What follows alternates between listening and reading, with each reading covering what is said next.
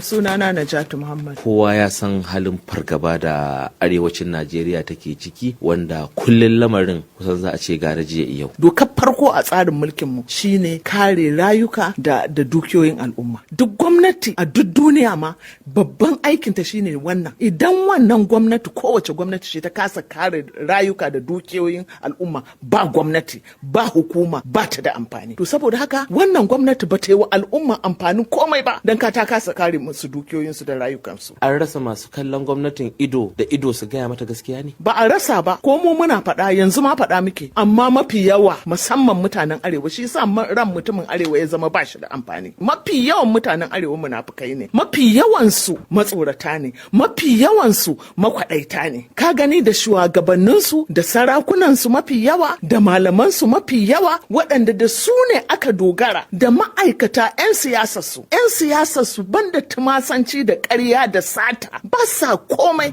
sun shiga siyasa ne ba don al'umma ba, sai don su cika aljihunsu. Ana kashe 'yan arewa kaman kiyashi, banda a arewa ba inda za a yi wannan a zauna lafiya. Mutane da yawa suna kallon malamanmu a matsayin shugabanni, amma yanzu kaga duk wannan ta kawo. Malamai iyakar aikinsu idan siyasa ta zo shikenan a ba su kuɗi su je su ɓaɓatu su ce a zaɓi wanda dai ya ba su kuɗi, ba Allah a gabansu. Shi yasa zaka ga da a ce mutum yana kuka an karkashe musulmi, yau ya yi shiru, ya sai da imaninsa wa wulakantacciyar riba. Tur da su sun yi asara. To su karan kansu talakawan ya kamata su gane cewa su fa marayu ne. Al'ummar ƙasa da dama suna kukan cewa wai anya gwamnatin nan ma da suka bautawa tana tausayin halin da suke ciki kuwa. Gwamnatin Muhammadu Buhari ba ta tausayin al'umma, musamman al'ummar arewa, saboda sun yi shiru. Duk in ka yi shiru ka yadda kenan. Kashe mutane shine kuɗi a gurin sojojin Najeriya, shine kuɗi a gurin 'yan sandan Najeriya. Saboda haka inda shugaba Buhari ya damu, da tuni ya yi tankaɗe da rairaya a cikin sojojin. Saboda haka ni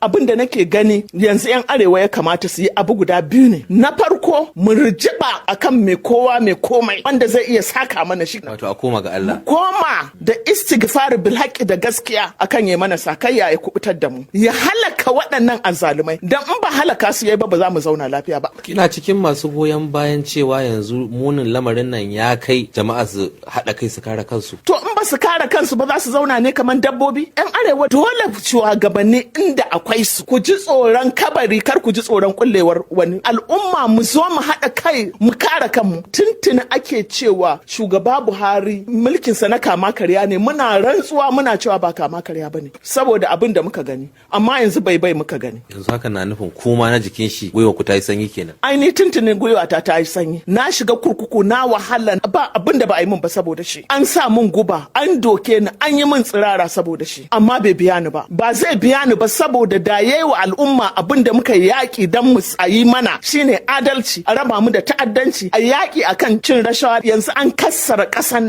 nan ta talauce ba dan komai ba saboda ba a taɓa sata kuɗaɗen al'umma tun da muka sani a tarihin Najeriya kamar wannan lokacin. Wasu da yawa sun mutu saboda shi. Akwai hakkin ma a kansa, akwai hakkin jinin al'umma a kansa. To Hajiya muna godiya da wannan dama da kika ba wa sashen Hausa na Radio France. To na gode kwarai.